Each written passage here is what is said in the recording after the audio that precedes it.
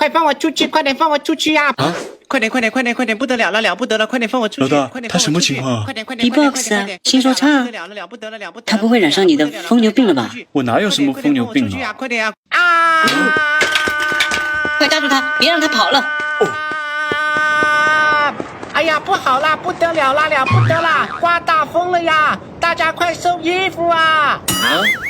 家里有晒粮食、晒被子、晒娃、晒老公的，还有晒裤衩的，赶快收啊！别被风吹走啦！还有啊，我跟你们说，刮大风的时候千万不要出来玩呀，外面是很危险的啦，万一你们看我说的没错吧？像刚刚那种小东西都还好了，万一飞过来是大物体的话，我们整个人都会……就不能等人家把话说完吗？关注我，下期更好玩哦。